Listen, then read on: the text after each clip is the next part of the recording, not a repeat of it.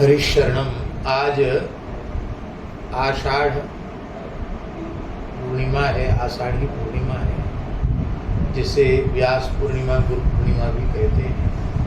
आज भगवान कृष्ण द्वैपायन वेद व्यास जी का आविर्भाव दिवस है और उनके आविर्भाव दिवस पर गुरु तत्व के रूप में ही उनका पूजन किया जाता है, क्योंकि गुरु पद का अर्थ है गुकार, अंधकार वाचक है, और उकार उसका निरोधक है। अंधकार निरोधत्वाद गुरु नित्यविद्यते। तो वस्तुतः संसार में जितने सनातन वैदिक मार्ग हैं, उन मार्गों के जितने प्रवर्तक आचार्य हैं, उन आचार्यों के जो सिद्धांत हैं, उन सिद्धांतों के मूल प्रस्तोता प्रणेता भगवान कृष्ण द्वैपायन श्री व्यास जी महाराज हैं। इसलिए संपूर्ण वैदिक सनातन धर्म के आचार्यों के परमाचार्य भगवान व्यास हैं।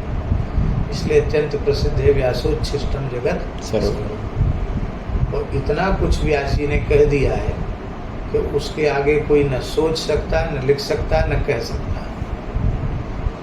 कोई कुछ भी कहेगा धर्म के संबंध में, अध्यात्म के संबंध में, दर्शन के संबंध में, वेद के संबंध में, वेदांग के संबंध में, उपवेद के संबंध में, उसके मूल में सर्वत्र व्यास जी। इसलिए व्यासोच्छिष्टम जगत सर्वम, सब कुछ व्यास जी की जूठन है, नया कहीं से कोई कुछ ला नहीं सकता। ऐसी व्यास जी की मान्यता है। तो व्यास जी के आविर्भाव दिवस को ही गुरु पूर्णिमा कहते हैं, क्योंकि वस्तुतः गुरु पदवाच्य भगवान व्यास ही है। और ब्राह्मण गुरु है, जन्मना ब्राह्मणों गुरु। इसलिए यहाँ तक विधान है कि आषाढ़ी पूर्णिमा के दिन किसी पवित्र वैदिक धर्म संपन्न ब्राह्मण को भी व्यास रूप में वर्ण करके उसका पूजन करना चाहिए। तो गुरु पूजन के रूप में वस्तुतः किसी व्यक्ति का पूजन न होकर भगवान कृष्ण द्वैपायन व्यास जी का ही पूजन होता है। लेकिन अब धीरे धीरे धीरे धीरे स्थिति ये आ गई कि व्यास जी की आविर्भाव तिथि है, इस बात को भी लोग भूल गए। केवल गुरु जी की पूजा होने लगी। अच्छी बात होनी ही चाहिए, पर वो गुरु जी की पूजा व्यास जी के रूप में हो रही है, ये समझना चाहिए। दूसरी बात है कि बहुत प्रसिद्ध श्लोक है, गुरु ब्रह्मा गुरु विष्णु गुरुदेवो महेश्वरा गुरु साक्षात परब्रह्म तस्मै श्री गुरवे नमः। अर्थ स्पष्ट है, क्योंकि सब संस्कृत के लोग बैठे हैं, उसके व्याख्यान की आवश्यकता नहीं। ये श्लोक भी पुराण का श्लोक है और ये भी व्यासकृत है। और एक विशेष बात है, ये श्लोक भी व्यास जी के ही संबंध में है। ये श्लोक किसके संबंध में? व्यास जी के ही संबंध में ये श्लोक है और पुराण का श्लोक है। क्योंकि व्यास जी के ही संबंध में यह बात कही गई पुराण में कि अचतुर्वदनो ब्रह्मा, अचतुर्वदनो ब्रह्मा, अचतुर्वदना तथापि ब्रह्मा। ब्रह्मा जी का जो विशेष लक्षण है उनके दिव्य स्वरूप का, यही है कि वे चतुर्मुख हैं। चतुर्भुज हैं ये नहीं, चतुर्मुख हैं। कि चतुर्भुज तो अन्य देवता भी है, तो उसमें लक्षण दूसरी जगह चला जाएगा, लेकिन चतुर्मुख वाला लक्षण ब्रह्मा जी में ही घटित होगा। एतावता चतुर्मुख ब्रह्मा जी का ही जो बोधक है। तो ब्रह्मा जी के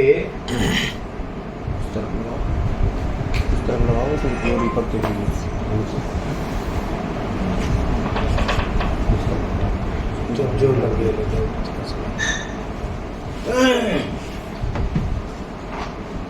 तो ब्रह्मा जी के चार मुख नहीं हैं, व्यास जी के चार मुख नहीं हैं, लेकिन जैसे ब्रह्मा जी वेद गर्भ हैं, ऐसे ही व्यास जी भी वेद गर्भ हैं। जैसे ब्रह्मा जी के मुख से वेद, उपवेद, वेदांग, इतिहास, पुराण का प्राकट्य पुराणों में ब्रह्मा जी के द्वारा लिखा है, और किसी कल्प में ब्रह्मा जी ही व्यास बनते हैं। एतावता व्यास जी स्वयं ब्रह्मा जी, तो चार मुख के नहीं हैं, एक ही मुख के हैं, पर एक मुख के होकर भी वे चतुर्मुख, क्योंकि उन्होंने वेद वेदांग का व्याख्यान किया, को स्थापित किया। दूसरी बात यह है कि ब्रह्मा जी सृष्टि करते हैं, व्यास जी भी सृष्टि करते हैं, ग्रंथ रचना ये भी सृष्टि है।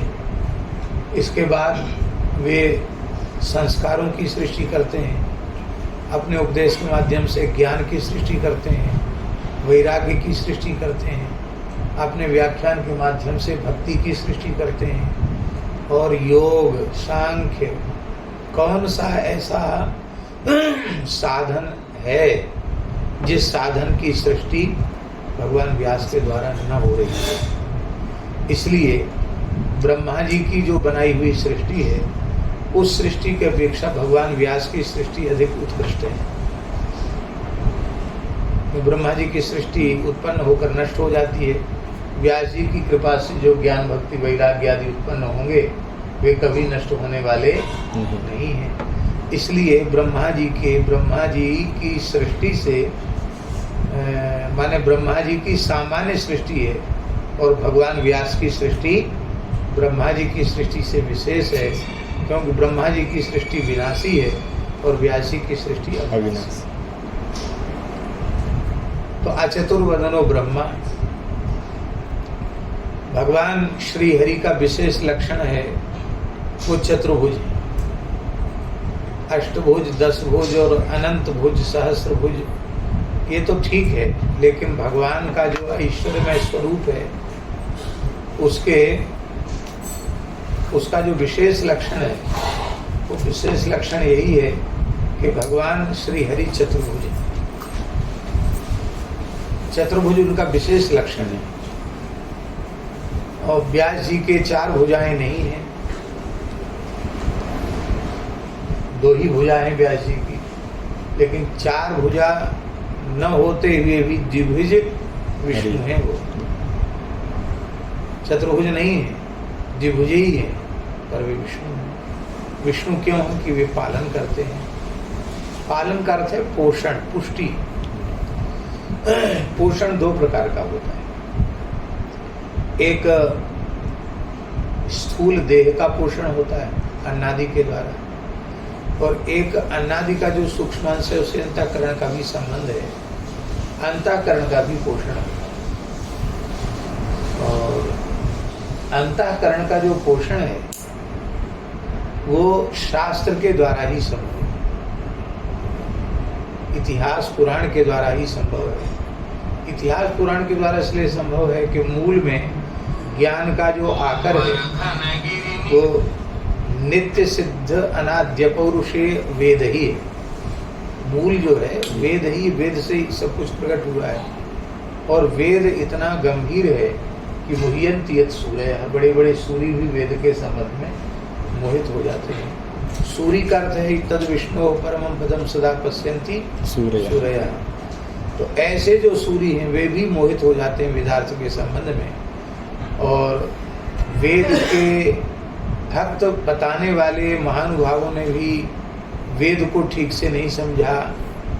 वेद की बात कह करके वे वर्णाश्रम की मनमानी व्याख्या करने लगे, सपिंडी कृत्य आदि का निषेध करने लगे, श्राद्ध तर्पण आदि का निषेध करने लगे, जन्मना जो वर्ण व्यवस्था है उसका निषेध करने लगे, मूर्ति पूजा का निषेध करने लगे। तो अब हैं तो वेद के भक्त, अपने को वेद का सबसे बड़ा भक्त मानते हैं आज भी, लेकिन वेद का भक्त मानने के बाद भी क्या वेदों का परम तात्पर्य समझा? नहीं समझा। वेद का अर्थ नहीं, उन्होंने वेद के साथ अनर्थ किया। क्यों किया?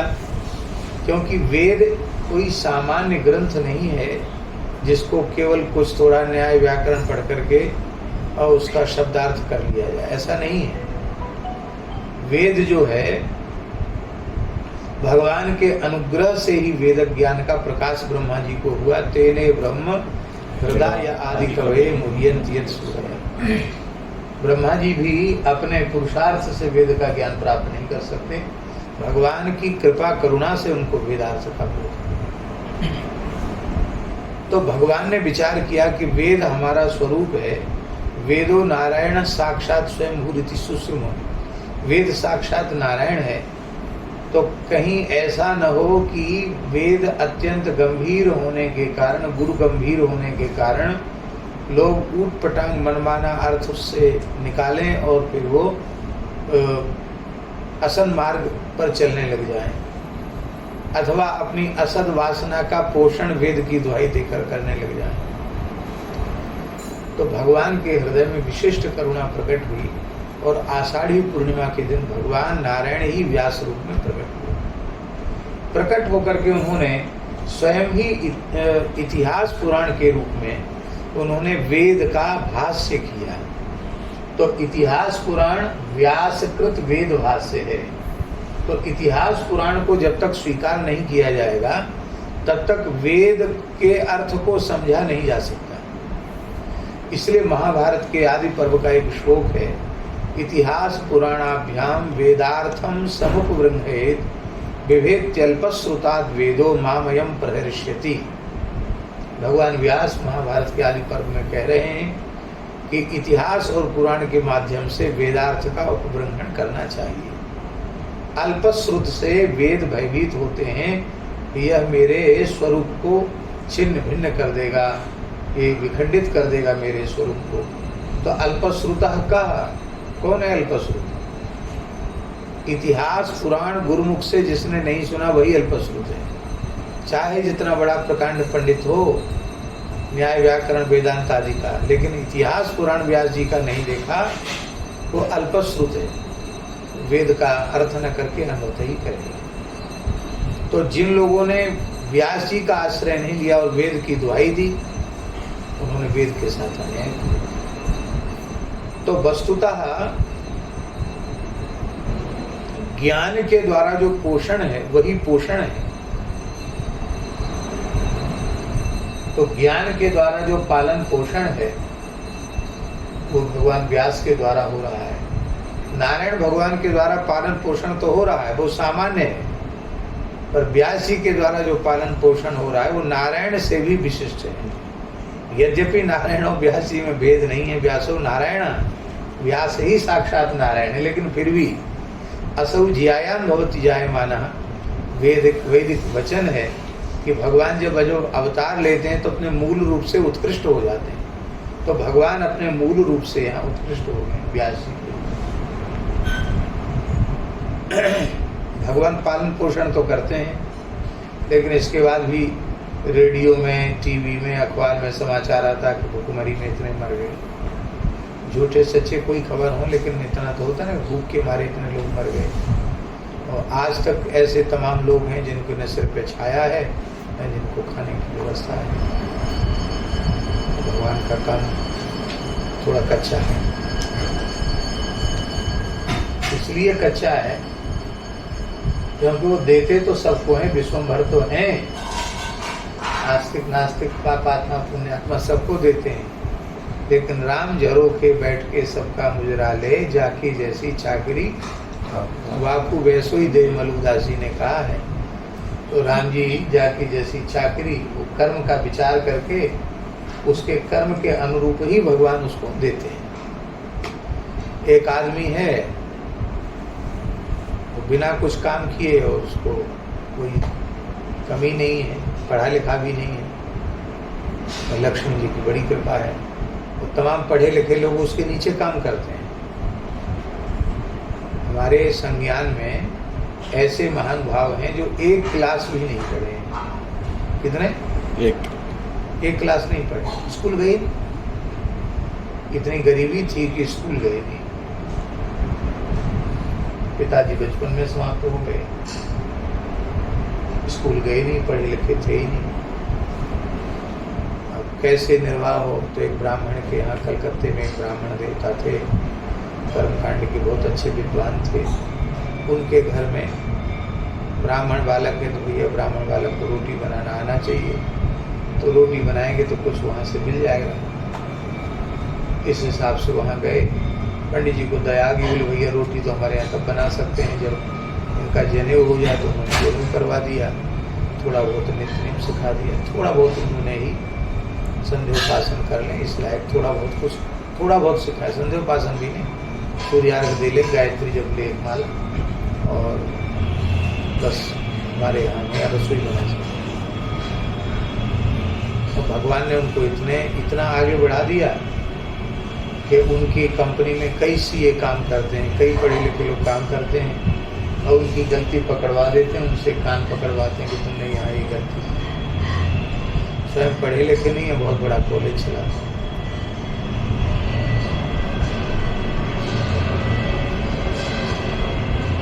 तो प्रत्यक्ष में तो कुछ दिखाई पड़ रहा है क्या? प्रत्यक्ष में तो नहीं दिखाई पड़ रहा है। ये है जन्मांतरीय संस्कार, और उस जन्मांतरीय संस्कार के अनुसार भगवान प्रसन्न होकर उनको उस कर्म का जन्मांतरीय जो उनका कर्म है, जो उनका जो उत्तम प्रारब्ध है, उसके अनुरूप उसको फल मिला है।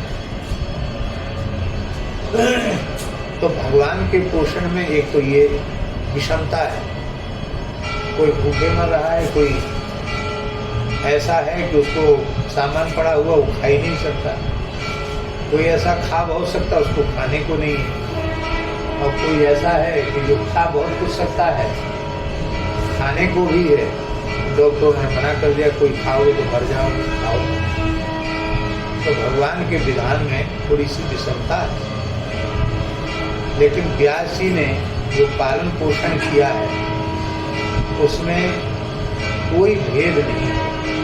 व्यास जी की वाणी का जो भी श्रवण करेगा उसका पोषण होगा, उसका ज्ञान भक्ति वैराग्य पुष्ट होगा, उसका धर्म पुष्ट होगा, उसके संस्कार पुष्ट होंगे, और वह पोषण इस प्रकार का अलौकिक पोषण होगा कि यहाँ तो खाने के बाद तृप्त होने के बाद फिर भूख लग जाती है, तो व्यास जी की कृपा से जो ज्ञान भक्ति वैराग्य होगा और उससे जो भीतरी तृप्ति होगी वो ऐसी तृप्ति होगी तो आत्माराम आप्त काम पूर्ण काम परम निष्काम होकर के और कृतकृत्य हो जाएगा, कृतार्थ हो जाएगा।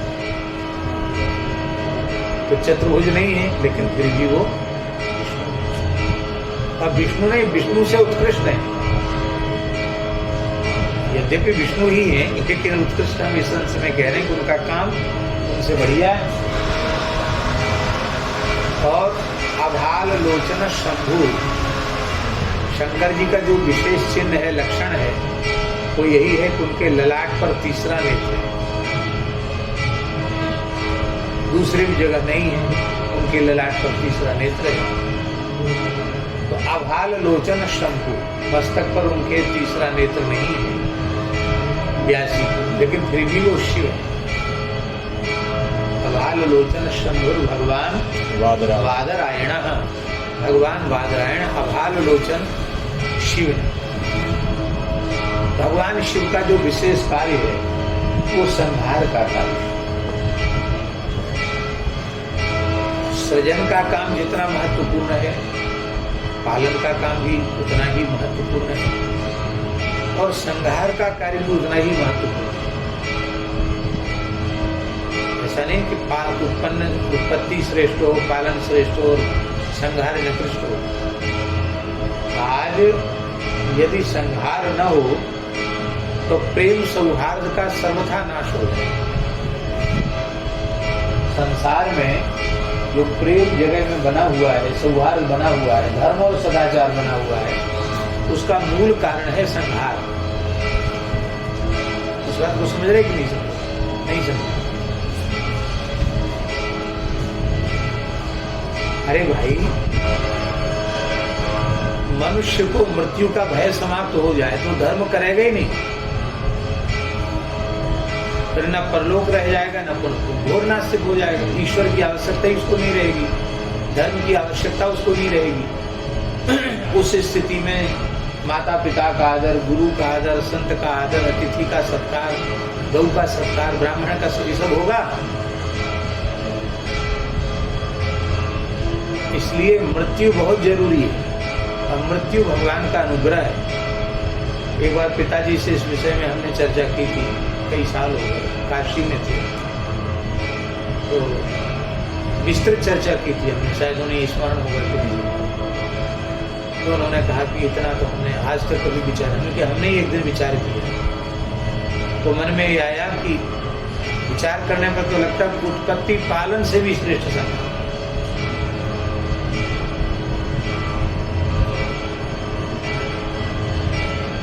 अब पिताजी गद्दी छोड़ेंगी नहीं, मरेंगी नहीं, तो उसको संतान का क्या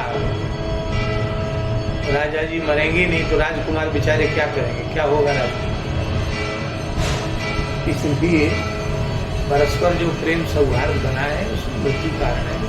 संहार शिव जी का कार्य, पर शिव जी का कार्य भी कच्चा है, क्योंकि इतना संहार बेचारे लगातार करते रहते, नित्य प्रलय नैमित्तिक प्रलय महाप्रलय कितनी बार हुए हैं, लेकिन इसके बाद भी जनसंख्या वृद्धि समस्या बनी हुई है।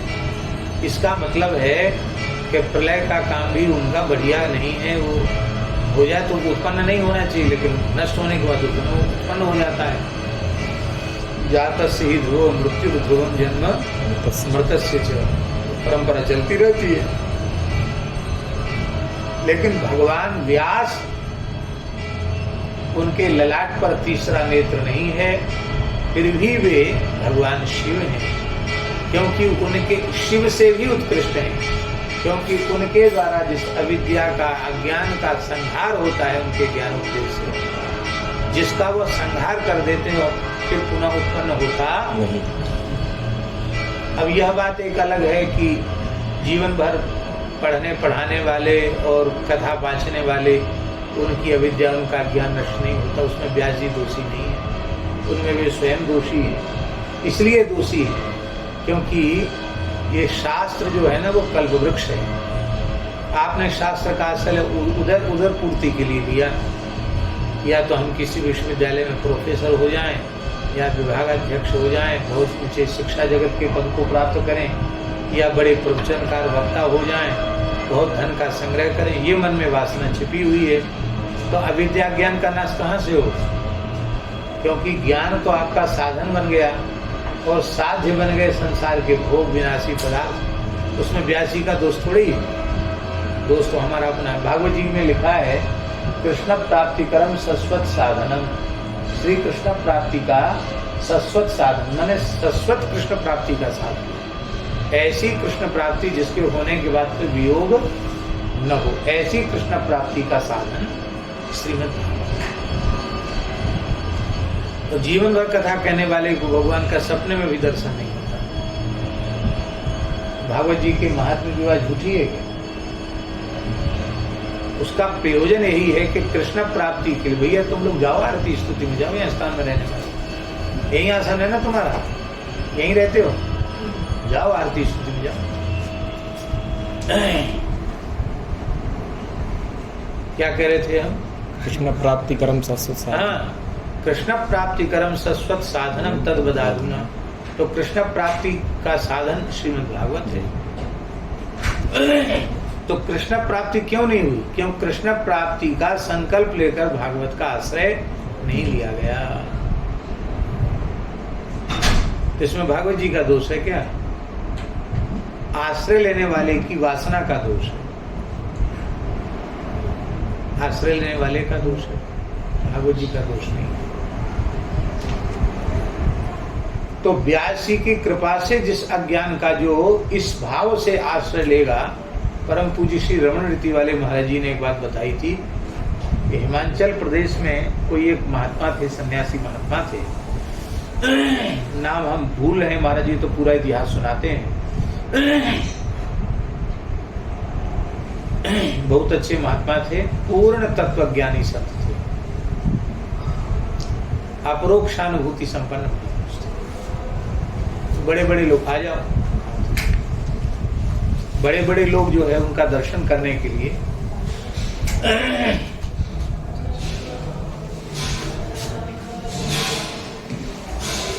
वहीं से ले लो। बड़े बड़े लोग दर्शन करने के लिए उनके जाया करते थे। तो उस समय के एक बहुत बड़े विरक्त महात्मा थे जो न्याय, व्याकरण, वेदांत आदि विषयों के उद्घट विद्वान थे और अद्वैत परंपरा में सबसे बड़े विद्वान माने जाते थे। परम पूज्य स्वामी श्री कृष्णानंद सरस्वती जी काशी विराजते थे और बहुत दिनों तक उन्होंने विरक्त मंडली चलाई थी। उस विरक्त मंडली में निरंतर वेद वेदांग का पाठ चलता रहता था और भिक्षान्न से निर्वाह होता था। ब्रह्मचारी और यति उनसे पढ़ा, जीवन भर पढ़े पढ़ाए, केवल शास्त्र ही में श्रम किया। बहुत अच्छे महापुरुष थे, बड़े वितराग थे, अनिकेत थे और अमानी थे, बहुत अच्छे थे। वो उनकी प्रसिद्धि सुनी कि ऐसे महात्मा हैं, वहाँ गए तो उनको पता चलेगा कि पढ़े लिखे तो नहीं, सामान्य संस्कृत का ज्ञान है इनको और केवल श्रीमद् भगवद गीता पढ़े बस। गुरुमुख से केवल श्रीमद् भगवद गीता का श्रवण किया। तो उनके यहाँ उनका चातुर्मास्य था कृष्णानंद जी का, उनके स्थान में ही रहे 4 महीना। तो उनको उनकी रहनी, उनकी वृत्ति देखी तो उनको लगा कि पूर्ण तत्व ज्ञानी गुणातीत संत के जो लक्षण है वो सब इनमें है। एक दिन उन्होंने पूछा सभा में कि स्वामी जी, इतना तो हमको पता लग गया कि आप कोई बहुत संस्कृतज्ञ या कोई शास्त्रज्ञ नहीं है, लेकिन जो गुणातीत पुरुष के लक्षण है या जीवन मुक्त पुरुष के लक्षण है वो आप में स्पष्ट दिखाई पड़ते हैं। तो आपको किस ग्रंथ के आश्रय से यह बोध हुआ? हम तो जीवन भर उसी का आश्रय ले रहे हैं। वो सुनते रहे। जब वो चुप हो गए तो उन्होंने न श्री लगाया न जी लगाया, सीधे का कृष्णानंद जी सुन। उन्होंने कहा कि हमने केवल श्रीमद् भगवद गीता पढ़ी और पढ़ते समय हमारा संकल्प था कि हमको परोक्ष अपरोक्ष सब प्रकार का ज्ञान हो जाए, भगवान के भगवत तत्व का हमें पूर्ण बोध हो जाए, अपने स्वरूप का बोध हो जाए। इसी संकल्प को लेकर के हमने श्रीमद् भगवद गीता अपने गुरुमुख से सुनी और गुरु कृपा से, ग्रंथ कृपा से, गीता जी की कृपा से हमको ज्ञान। आपने जीवन भर प्रस्थानत्रयी को पढ़ाया है, लेकिन एक बार भी स्वयं न इस भाव से पढ़ा कि हमको ज्ञान हो जाए, न इस भाव से पढ़ाया कि दूसरे को ज्ञान हो जाए। आप लोगों की वासना यही है कि बढ़िया वक्तव्य दें, आपकी प्रसिद्धि है, आपकी यश कीर्ति है, आपको क्या मिले। एक बार स्वयं के लिए वेदांत का आश्रय लो, हो जाए।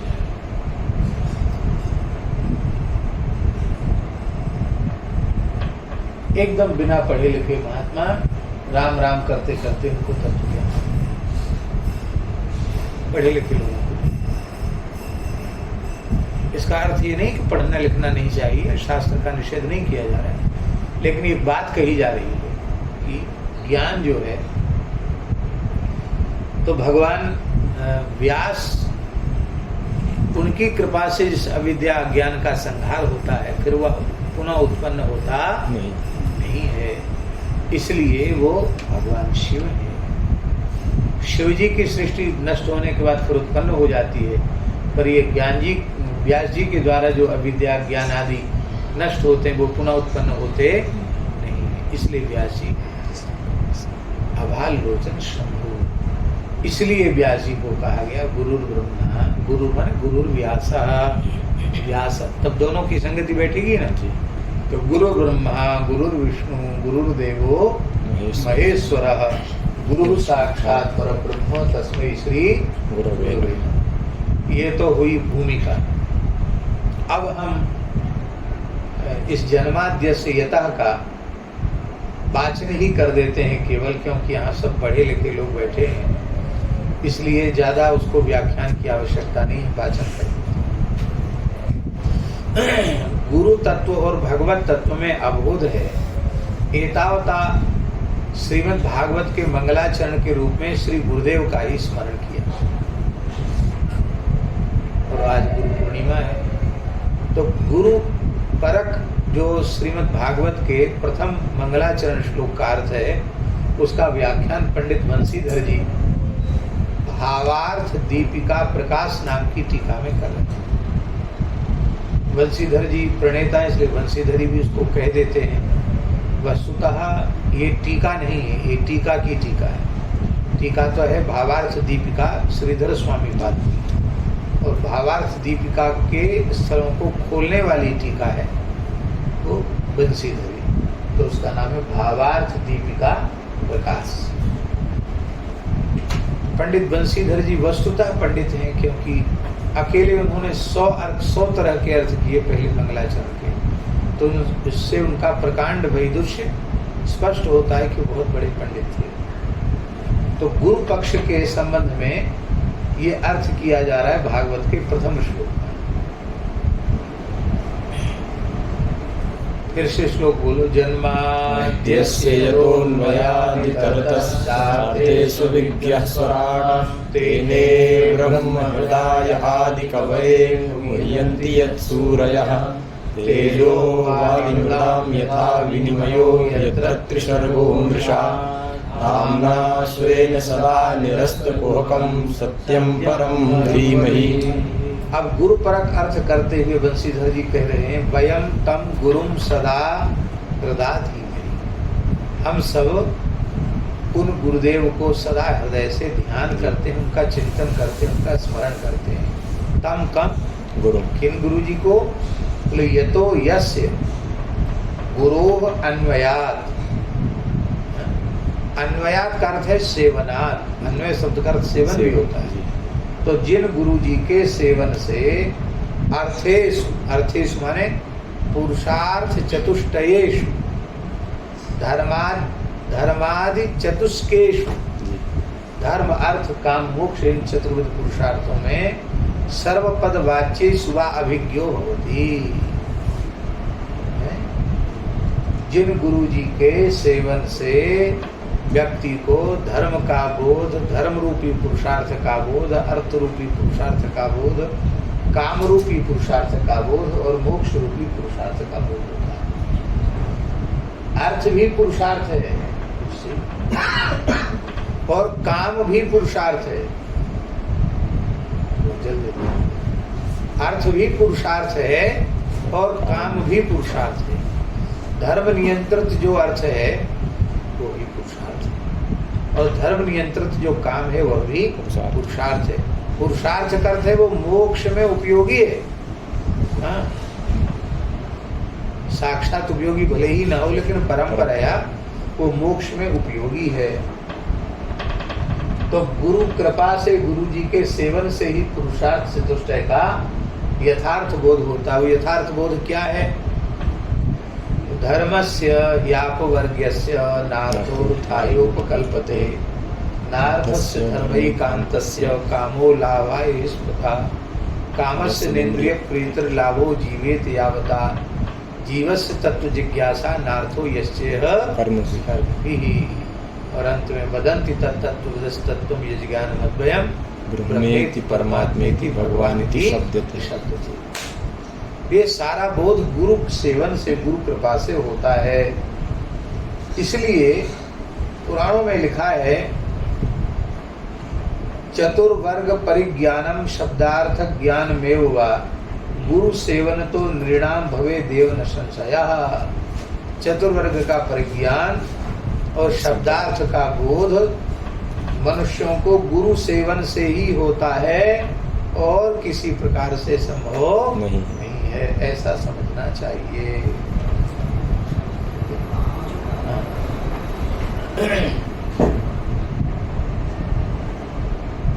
स्पष्ट भी है पुराणों में, भगवान व्यास ने कहा यस्य देवे परा भक्तिर यथा देवे तथा गुरु तस्यैते कथिता ह्यर्थाः प्रकाशन्ते महात्मनः। कहते हैं कि जिनकी भगवान में परम भक्ति है और जैसी भक्ति भगवान में है वैसी ही भक्ति श्री गुरुदेव के प्रति है। वस्तुतः उसी के अंतःकरण में ये शास्त्र के सिद्धांत प्रकाशित हुए। महात्माओं की कृपा का प्रकाश भी उन्हीं को होता है। गुरु और ईश्वर में अभेद स्थापित हुआ है। देखिए श्रीमद् भागवत में उद्धव जी को भगवान ने कहा आचार्यम माम विजानीयात नावमन्येत करिचित न मर्त्य बुद्ध्या सूयेतो सर्वदेव मयो गुरु। आचार्यम माम इव विजानीयात नहीं,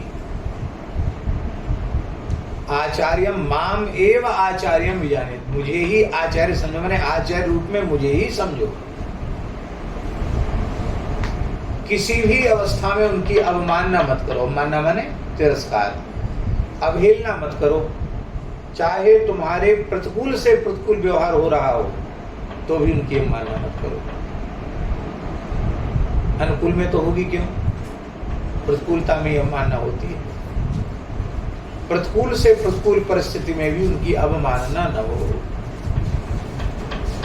बोले भाई अवमानना तो होगी, क्यों होगी? कहते प्रत्यक्ष उनमें दोष दिखाई पड़ रहे हैं, तो तुम कहो कि तुम श्रद्धा यथावत बना के रखो, तो भैया कहाँ थे, तुम्हें भाव लेके आए कि यथावत श्रद्धा बना के रखें। उसका मूल कारण है, उसका मूल कारण है कि आपने उन्हें मनुष्य माना। क्या मान रखा है? जब तक मनुष्य बुद्धि रहेगी तब तक दोष दृष्टि का अभाव नहीं। इसलिए भगवान सावधान करें, न मर्त्य बुद्धिया सूयेत, उनमें मरण धर्मा मनुष्य की बुद्धि न रखें। भगवान में भी जो लोग मनुष्य बुद्धि रखते हैं वो आज भी भगवान की निंदा करते। राम जी के तमाम कार्यों की निंदा पढ़े लिखे लोग करते हैं। श्री कृष्ण की तो खैर उनके तो हाथ धो के पीछे पड़े रहते हैं। और बहुत से लोग थोड़ा सुधारवादी हैं, तो कहते हैं कि वो गीता वाले कृष्ण अलग हैं और वो माखन चुराने वाले, नाचने कूदने वाले अलग हैं। क्योंकि वो नाचना कूदना चोरी करना बोले सब कल्पित हैं, ये सब सही नहीं है। ऐसे भी लोग इस देश में हैं। योगेश्वर कृष्ण अलग हैं और ये कृष्ण अलग हैं, ये कल्पित हैं और वो सही है, ऐसा भी कुछ लोग व्याख्यान करते हैं। ऐसा तो नहीं है।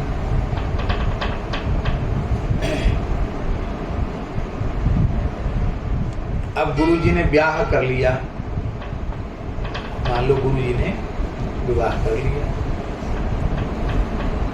अब गुरुजी के प्रति शिष्य की श्रद्धा खत्म हो गई। बताओ, बड़ा वैराग्य का वर्णन करते थे और स्वयं भी पथभ्रष्ट हो गए, विवाह कर लिया। तो भाव आएगा शिष्य के मन में भी? आएगा, जरूर आएगा।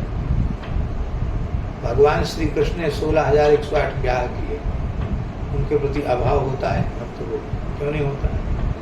कोई कहे कि ब्याह किए उन्होंने भोग नहीं किया, भोग के बिना 10-10 बेटा एक एक बेटी हो गई। यद्यपि भगवान कर्ता होते हुए भी अकर्ता है, क्योंकि भगवान है वो। तो भगवान में दोष बुद्धि आती है? भगवान माखन चोरी करें तो उनमें दोष बुद्धि नहीं आती, रस आता उनकी कथाओं में। वस्त्र चुरा में तो रस नहीं, तो भाव की जागृति होती है। रास करें तो भी भाव की जागृति होती है, क्योंकि मूल में हमारे मन में ये बात पक्की बैठी हुई है कि वो सर्वसमर्थ है। तो भगवान है इसलिए उनमें दोष नहीं दिखाई पड़ते। और भगवान हम न माने भगवान को, भगवान तो दोष दिखाई। मैं नाम नहीं लेना चाहता हूं, लेकिन आजकल के वक्ता लोग जिसका बहुत अधिक अनुगमन करते हैं, ऐसा एक विचारक भारत में पैदा हुआ। बहुत कुछ कहा उसने, बहुत बोला, जो बोला वही पुस्तक बन गई। बहुत बोला उसने और प्रवचन पटु, लेकिन राम जी की बड़ी निंदा की। कहीं कृष्ण की प्रशंसा के, कहीं उनकी, जिनके बारे में व्याख्यान देते उनको कहीं न कहीं वो मंडित करके फिर खंडित भी कर देते हैं।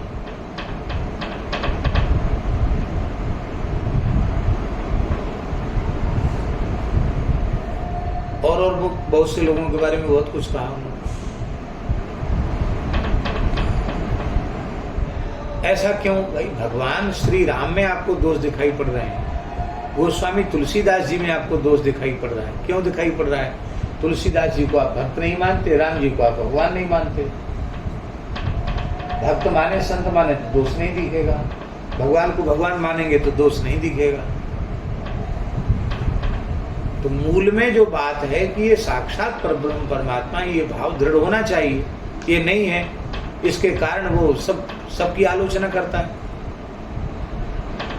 हमसे भी किसी बड़े महानुभाव ने कहा हम सब ग्रंथ उपलब्ध कराएंगे, आप एक बार पढ़ लीजिए। मैंने कहा हमको फुर्सत नहीं, पुस्तकालय मेरे घर में, पुस्तकालय में भी नहीं रखते, हमारे पास जो पुस्तकें वही ठीक है।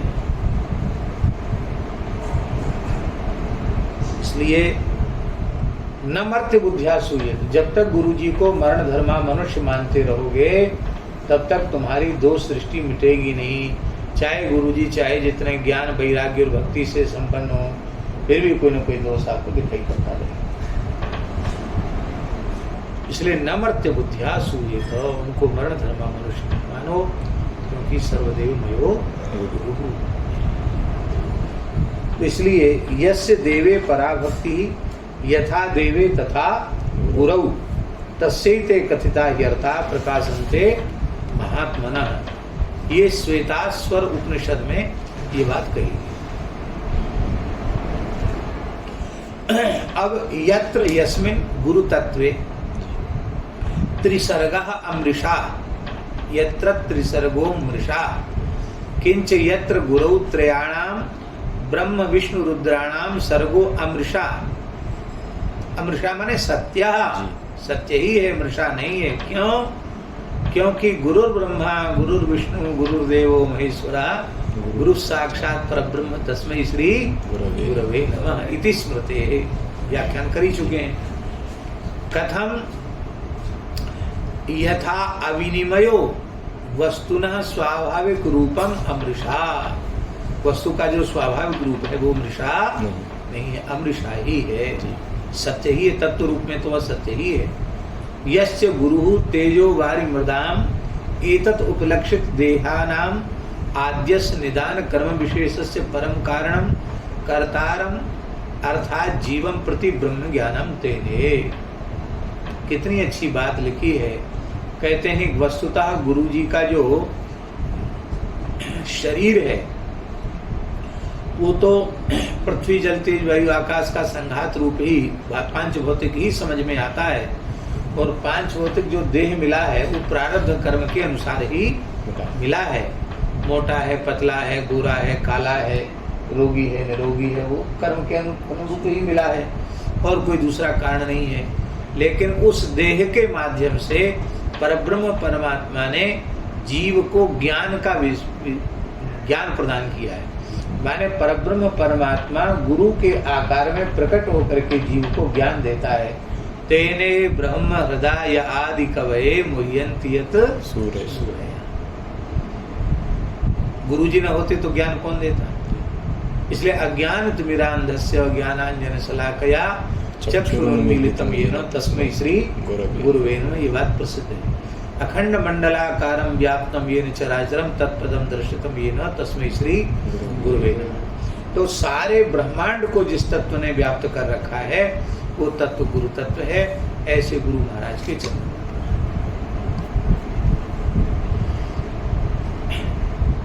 अब इतरतः यश्च इतरतः इतरेभ्यो धनान्न दातृभ्य स्वराट। बहुत से लोग ऐसे हैं जो भूखे को अन्न देते हैं, सदाव्रत बांटते हैं, वस्त्रहीन को वस्त्र देते हैं, धनहीन को धन देते हैं। गुरु जी तो बेचारे कुछ नहीं देते हैं। कुछ नहीं देते इसका मतलब ये नहीं कि अन्न वस्त्र धन आदि नहीं देते हैं। उनके पास भगवान भेजते तो वो भी देते हैं, लेकिन आवश्यक नहीं ना। परम विरक्त गुरु जी हैं, कुछ रखते ही नहीं, नंगे धड़ंगे रहते। मान लो सुखदेव जी के समय तो क्या देंगे? तो खुद ही के पास कुछ नहीं है तो वो देंगे क्या? पर अन्न धन वस्त्र आदि का दान करने वालों से गुरु जी स्वराट, स्वराट माने जो अपने ही प्रकाश से, कांति से, आभा से, प्रभाव से, प्रकाश से सुशोभित हों, जिनको दूसरे के द्वारा शोभायमान होने की आवश्यकता नहीं न हो, उनको स्वराट कहते हैं। सरल अर्थ से यही है। तो धन, अन्न धन आदि का जो दान करने वाले हैं उनसे गुरु जी स्वराट हैं, श्रेष्ठ है। क्यों? क्योंकि अन्न धन आदि से ऐहिक सुख की ही सिद्धि होगी। धनात् धर्म कारणे नान्नात् दाने नोपपद्यते पुण्यम तदापि स्वर्गादि फलम दत्तो पक्षिण प्रायमेव। कहते भाई धन से धर्म होगा, यह भी कहा। धनात् धर्म तथा सुखम, ऐसा भी कहा जाता है। तो उससे धर्म से अन्नादि का दान करेगा तो उससे पुण्य होगा। पुण्य से क्या होगा? पुण्य से स्वर्ग होगा, और स्वर्गे क्षीणे पुण्य मर्त्यलोकम विशंति। पुण्य क्षीण होने पर धरती पर आना पड़ेगा। किंतु गुरुस्य मंत्र शास्त्रोपदेशादि नैहिकं कारयित्वा पारिलौकिकमपि करोति। गुरुजी स्वराट क्यों हैं? क्योंकि वो मंत्रोपदेश करके, मंत्रोपदेश ही उनका शास्त्र है। जो मूल मंत्र उन्होंने दे दिया उसमें ही चारों वेद, 18 पुराण, इतिहास, शास्त्र, अष्टादश स्मृतियां, पुराणों पुराण, सारा सब कुछ उसी में है। उसके बाहर कुछ नहीं। यदि श्रद्धावान शिष्य है तो उसको दूसरा कुछ करने की आवश्यकता एक में ही लग जाए, उसी से उसको सब काम हो जाएगा। तो गुरुजी मंत्रोपदेश प्रदान करके जब सत शिष्य को मंत्र देते हैं और श्रद्धा पूर्वक उस मंत्र का आश्रय लेकर वह जप आदि करता है, तो लौकिक उसके लौकिक पुरुषार्थ की सिद्धि तो होती ही है, पारलौकिक जो मोक्ष है उसकी भी सिद्धि हो जाती है। माने लौकिक पारलौकिक दोनों प्रकार की सिद्धि गुरु के मंत्रोपदेश से हो जाती है। इसी को साधुशाही भाषा में गोस्वामी तुलसीदास जी ने विनय पत्रिका में कहा, लूगा रोटी नीके राखे आगे होकी वेद भागी। अन्न वस्त्र का अभाव नहीं होने देते राम जी, और आगे तो परम पद मिलेगा ही, इसमें कोई संदेह नहीं है। आगे होकी वेद भागी। ये कैसे होता है? ये गुरु जी के द्वारा दिए गए मंत्रोपदेश से। अब हमारे यहाँ परंपरा में जो मंत्र है उसको हम लोग क्या कहते हैं? श्री राम तारक षडक्षर मंत्र राज। क्या कहते हैं? श्री राम तारक षडक्षर मंत्र राज। अरे भाई, षडक्षर तो 6 अक्षर हैं, चलो इसलिए तारने वाला इसलिए तारक है, लेकिन मंत्र राज शब्द के अर्थ का विचार करना चाहिए। आओ भगवान, आओ बाबा, प्रणाम।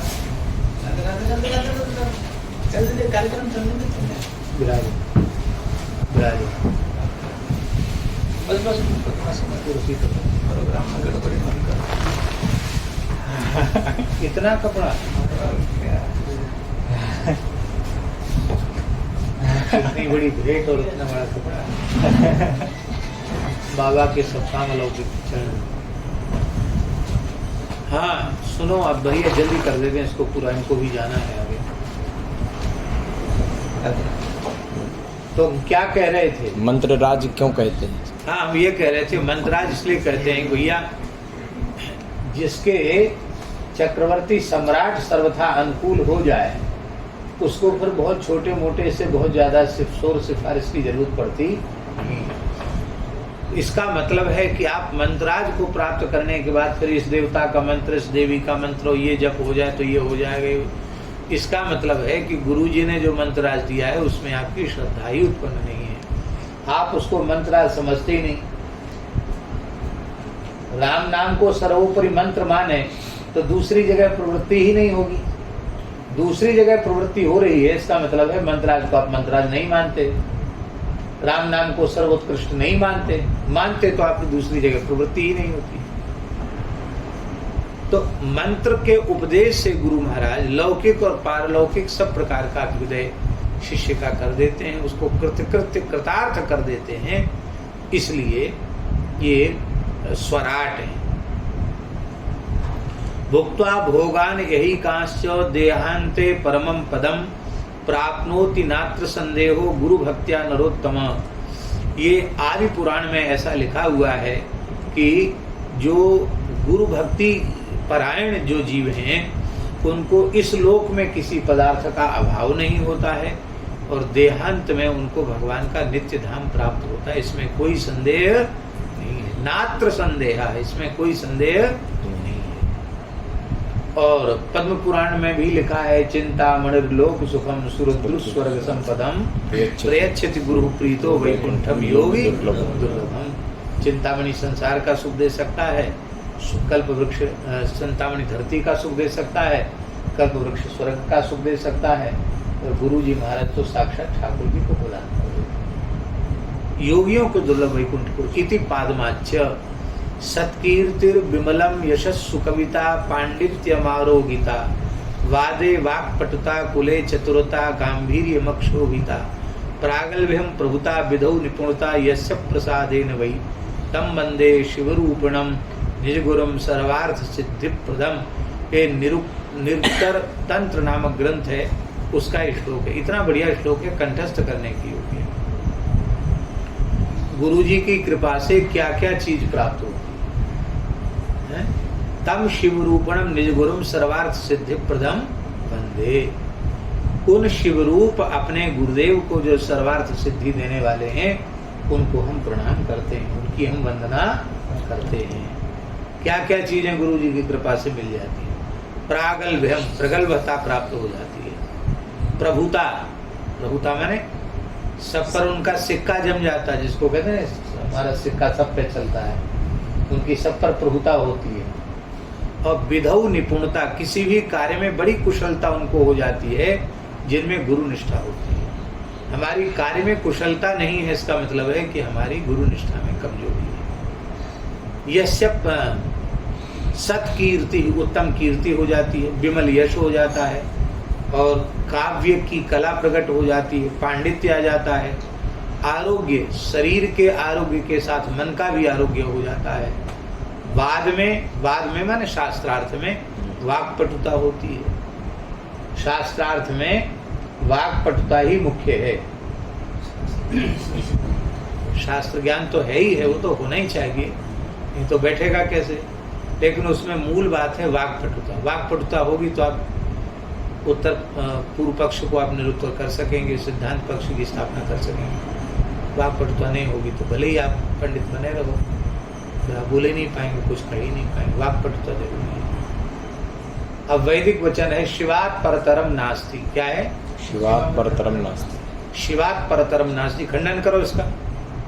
वेद का खंडन कैसे होगा? श्रुति वचन का खंडन कैसे होगा?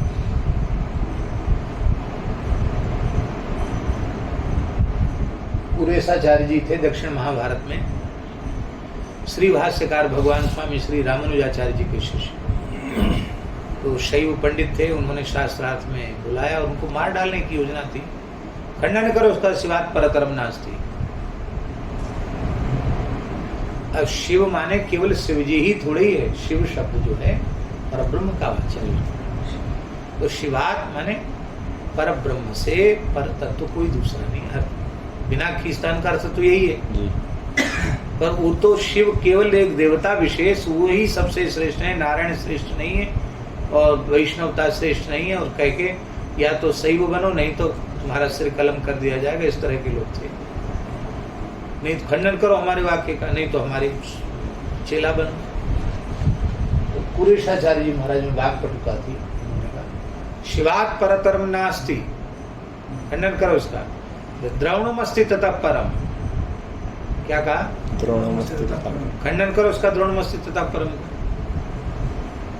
शिव माने 16 शेर होता है, द्रोण माने 18 शेर होता है। तो 16 शेर से 18 शेर ज्यादा होता कि नहीं होता?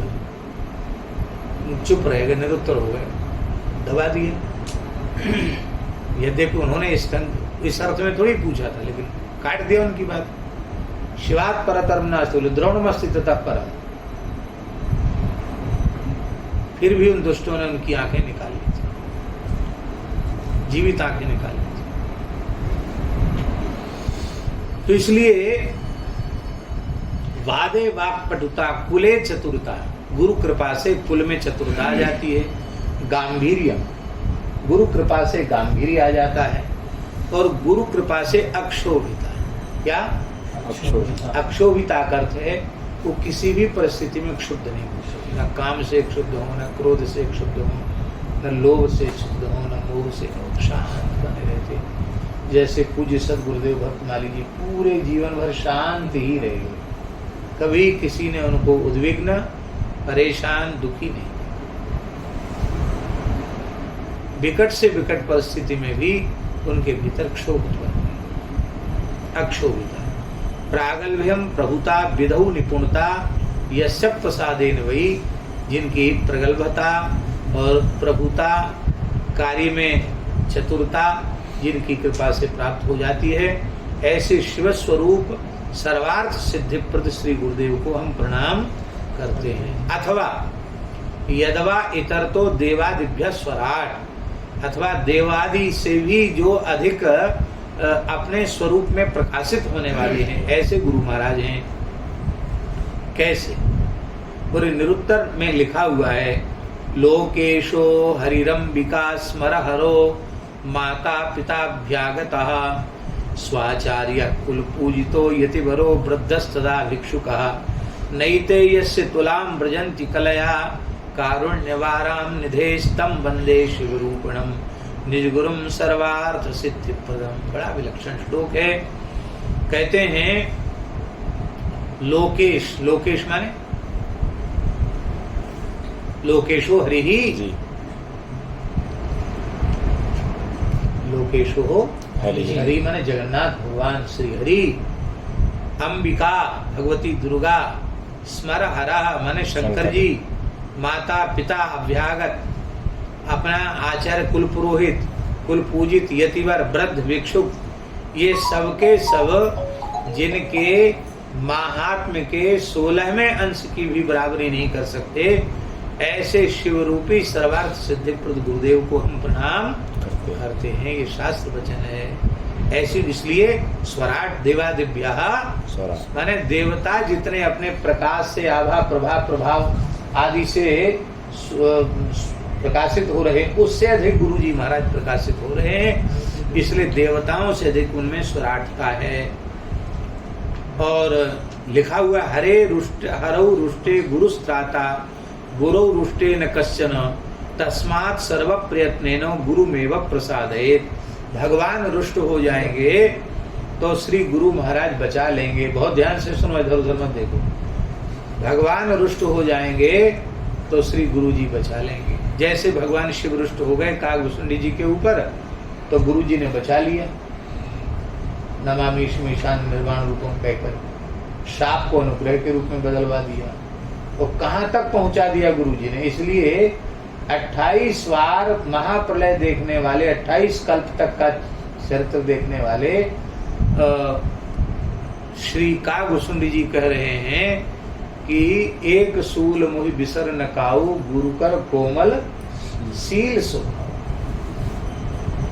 सब कुछ भूल गया, लेकिन एक बात नहीं भूल सकती, गुरु जी का सील सुभाव। आज पक्षीराज गरुड़ एक कौआ के आगे नतमस्तक होके कथा सुनने बैठे, ये गुरु महिमा है। तो हरौ रुष्टे गुरुस्त्राता, भगवान रुष्ट हो जाए तो गुरु जी बचा लेंगे, लेकिन गुरु जी रुष्ट हो जाए तो भगवान बचा नहीं सकते। गुरु के कोप से, गुरु के अपराध से भगवान भी बचा नहीं सकते। इसलिए तस्मात् सर्व प्रयत्नेन गुरुम एव प्रसादेत, संपूर्ण शक्ति लगा करके श्री गुरु जी को ही प्रसन्न करने का साधन शिष्य को करना। वे जैसे प्रसन्न हो वैसे उनको प्रसन्न रखना चाहिए। पुनर्यस्य गुरोः अन्वयात् संबंधात् स्वेन स्वस्वकीये धने पिचेति कोशात् स्वेनार्थ शिष्येण निरस्तम विवेकित त्यक्तम शास्त्रम दृष्ट्वा कोकम अज्ञान लक्षणम आदि नश्यते स्म। कहते निरस्त कोकम सत्यम परम धीमहि। कहते जिन गुरु जी के सेवन से, संबंध से अपने शरीर और संसार में पूर्ण वैराग्य हो जाता है, विवेक जागृत हो जाता है, स्वरूप का बोध हो जाता है, फिर अविद्या जनित जो अंधकार है उसकी सर्वथा निवृत्ति। निरस्त कुहुकम सत्यम परम धीमहि। अत्र अत्रादिर भक्षणार्थोपि नाश परो गेया है। ये नाश परक है, भक्षण परक न होकर के। अतेर ण्यंतात कर्मणि निच्य यस्मिन् गुरु सूर्योपि शास्त्र संपन्न अपि मुह्यन्ति यत सूर्यः। जिस गुरु तत्व की महिमा के संबंध में बड़े बड़े सूर्य भी, सूर्य कौन है? बोले शास्त्र संपन्न एवं सूर्यः। जो शास्त्र ज्ञान संपन्न है वो सब कुछ समझते हैं, लेकिन वे गुरु तत्व की महिमा समझते नहीं है। अपि मुह्यंती क्यों मनुष्योयम इति कदाचित भ्रमंती। ये मनुष्य हैं ऐसा मानने के कारण ही वे संस्कृति के चक्र में भटकते हैं।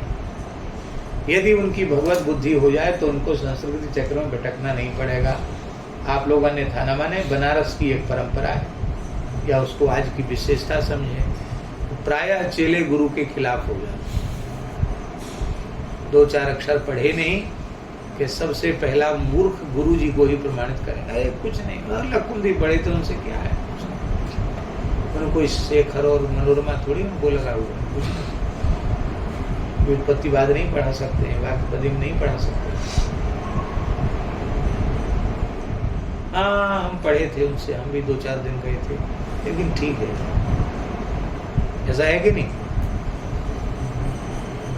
अरे भाई, एक अक्षर जिससे पढ़ा हो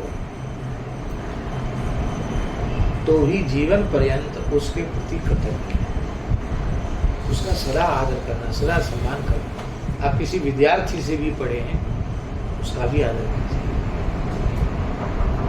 आपसे लिया कि आपको दिया ही तो गुरु के प्रति मनुष्य बुद्धि होने के कारण बड़े बड़े शास्त्रज्ञ लोग भी गुरु तत्व की महिमा नहीं समझ पाते हैं। खुद के लिए तो रोज बुलवाते हैं, जैसी क्लास में आएंगे कक्षा में तो सब शिष्य खड़े होकर गुरु ब्रह्मा गुरु विष्णु करेंगे, लेकिन स्वयं उस बात को कभी विचार करते नहीं हैं। तो इसलिए गुरु मनुष्य बुद्धिर भ्रम एव, गुरु जी में मनुष्य की बुद्धि ही भ्रम है, क्योंकि यो गुरु सा हरि साक्षात भाव पश्यन्ति, ये गलत लिखा है, अशुद्ध शब्द है। यो गुरु सा हरि साक्षात ब्रह्मात् पश्यन्ति तम नरम, इसमें साक्षात भा लिखा हुआ, साक्षात भा पश्यन्ति तम नरम, साक्षात ब्रह्मात् पश्यन्ति तम नरम। भ्रम पूर्वक उसको लोग मनुष्य मानते हैं गुरु को। इति पुराणात् किंच यस्य साक्षात भगवती ज्ञान दीपक प्रदे गुरु मर्त्याधि मर्त्यासद्धि श्रुतम तस्य सर्वं कुंजर शौचवत, ऐसा भागवत जी में लिखा हुआ है। ज्ञान प्रदीप देने वाले गुरु तत्व के प्रति जिसकी मरण धर्मा मनुष्य की बुद्धि है, उसका किया कराया साधन कुंजर शौच के। कुंजर शौच जानते हैं? हाथी को स्नान कराता है मावत खून मलमल के, और बाहर निकलते ही गीले शरीर पर धूल मिट्टी फिर से डाल लेता है, तो उसका सब कुछ कुंजर शौच के समान है। इति बक्षत्यपि, आगे कहेंगे भी, कस्मै कवये कवित्वाय भाव प्रधानो निर्देशा, आदि कवये, तो कवि शब्द का अर्थ है कवित्वाय, भाव प्रधान निर्देश है, गुरु सेवया कवित्व लाभ प्रथित एव। और सत्कीर्ति विमलम ये सब सुकविते, ये तो पहले कही जा चुका है।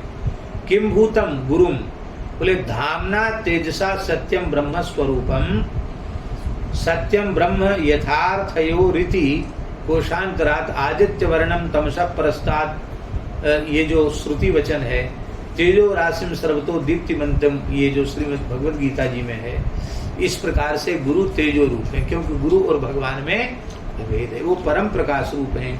ब्रह्मणा गुरुश्च ब्रह्मा भिन्न एव आचार्य, माने ब्रह्म से अभिन्न आचार्य। आचार्यम माम विजानियात, ऐसा भागवत जी में आगे कहेंगे भी। गुरुदेव परम ब्रह्म इत्युक्तत्वाच्च, ऐसा भी कहे तो गुरु ही परम ब्रह्म है। गुरु लक्षणम, गुरु लक्षण क्या है? बोले संसार ताप विस्तार कारणार्थ प्रबोधक, गुरुलोके सविज्ञेयो नान्यस् चातुर्य बोधक। ये बात जो है लिखी हुई है पुराणों में।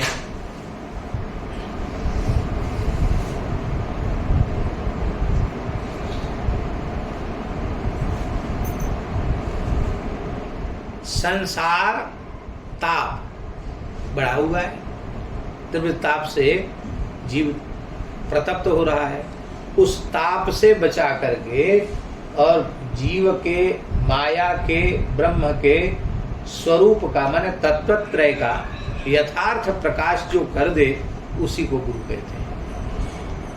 नान्यः चातुर्य वेद का बोध का, केवल थोड़ी चतुराई सिखा दे, चौको पूर्णा सिखा दे और थोड़ा बहुत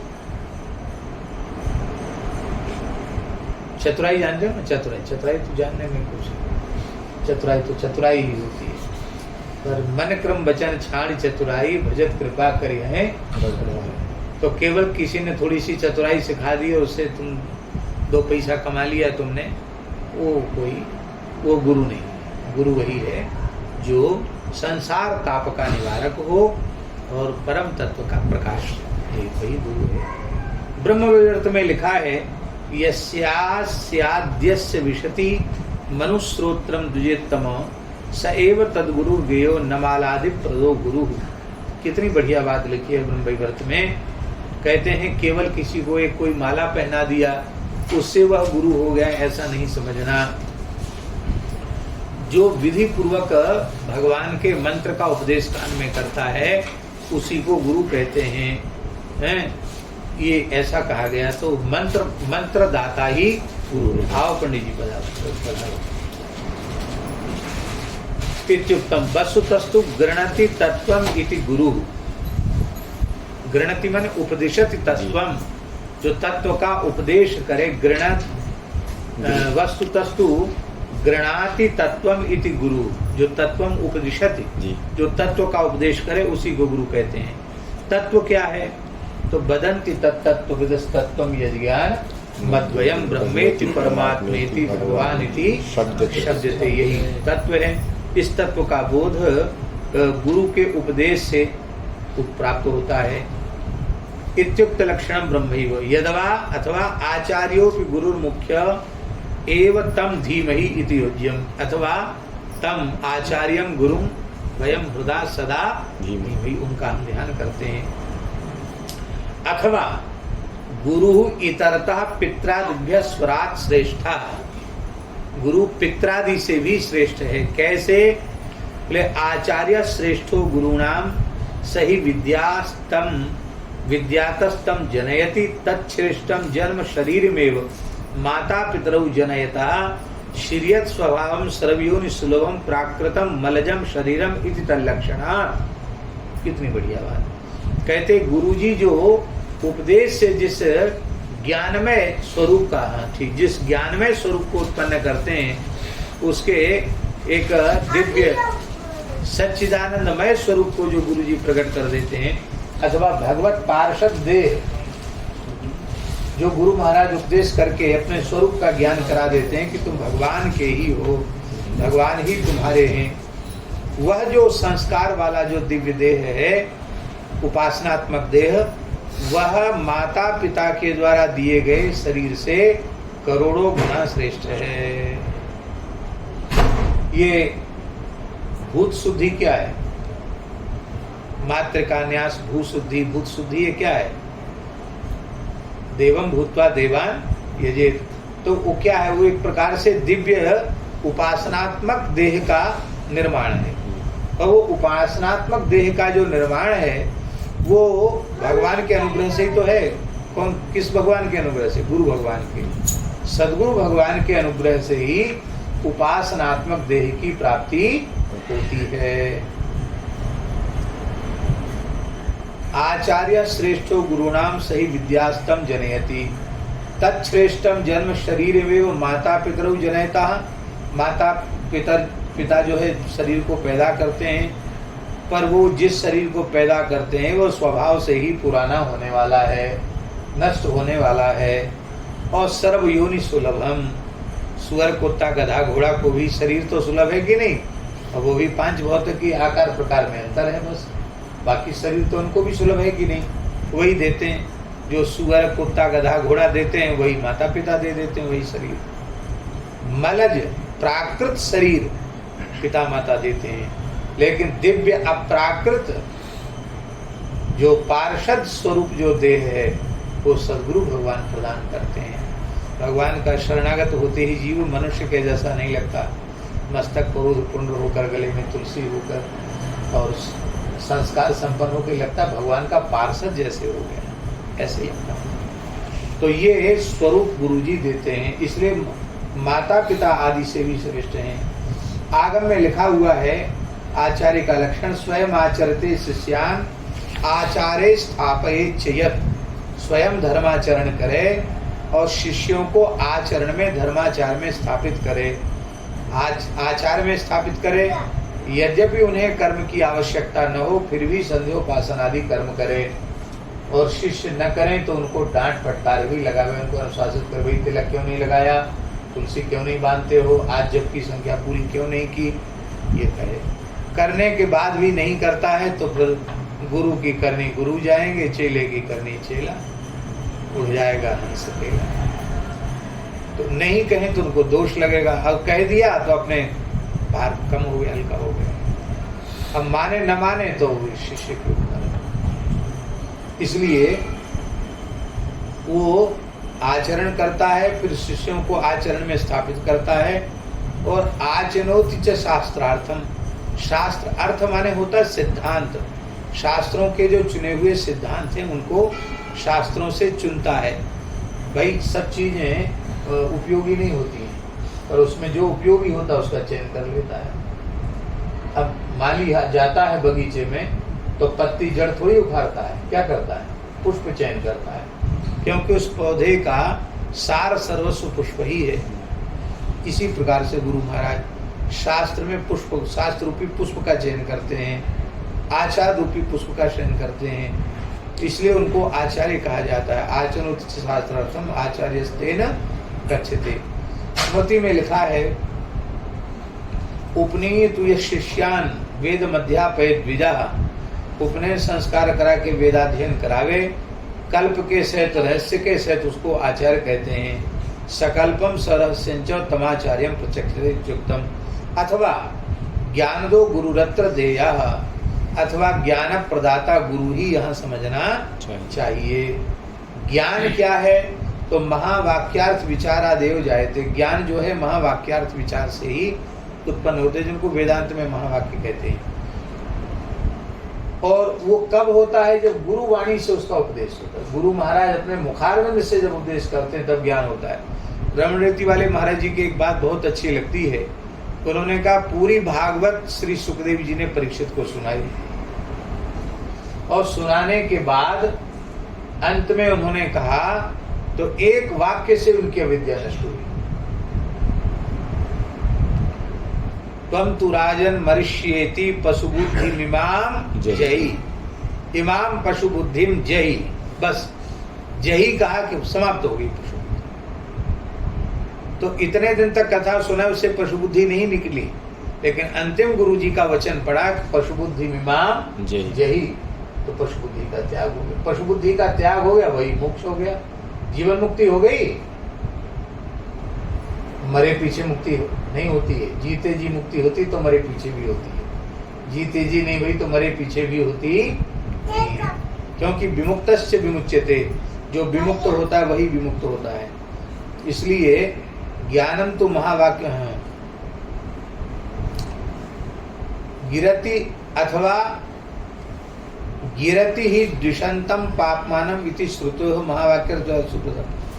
पदार्थ विचार से संभव नहीं महावाक्य का ज्ञान, पद पदार्थ का ज्ञान तो शास्त्रिक उपदेश से होता है, किंतु वस्तुतः जिस ज्ञान से अविद्या का नाश होता है वो गुरु जी के कृपा से ही होता है। ऐसे गुरु महाराज का हम सदा ध्यान करते हैं। सदा धीमहि इत्यत्र गुरुमूर्ते सदा ध्यानम इत्यत्र स्मृतौच ध्यानम उपलक्षणम अर्चनम अर्चनादेह इति ध्येयम। ध्यान जो है अर्चन आदि का उपलक्षण है। गुरु जी का ध्यान, गुरु जी का स्मरण, गुरु जी की महिमा का गान, गुरु जी का पूजन, क्योंकि सदा ध्यानार्चनाद्य भावे तूत्सवाद्यवसरे तदभावे प्रतिवर्षम आषाढ़्याम पूर्णिमायाम त्ववश्यमेव गुरु पूजनम विधेयम अन्यथा तु महापापी स्यात्। अब ये विशेष बात कही जा रही है। वो कहते हैं कि गुरु जी का सदा ध्यान अर्चन करना चाहिए। ज्ञान गुदरी में कहा कि प्रथम ध्यान गुरु का कर भाई, तब सूरत पर शब्द में दीजिए, निर्गुण सर्वगुण सब लग दीजिए। सबसे पहले साधन के आरंभ में गुरु जी का ध्यान करना चाहिए, गुरु जी का स्मरण करना चाहिए। इसके बाद मंत्र आदि का जप करना चाहिए। इसलिए पूज्य बक्सर वाले मामा जी एक विशेष बात बताते थे, हम भी प्रयास करते हैं कि उनकी आज्ञा का हम पालन करें। वो कहते थे कि सबसे पहले मंत्रा जप के पहले एक माला गुरुदेव के स्मरण की करनी चाहिए। गुं गुरुवे नमः, क्या ओम गुं गुरुवे नमः, एक माला इसकी करनी चाहिए।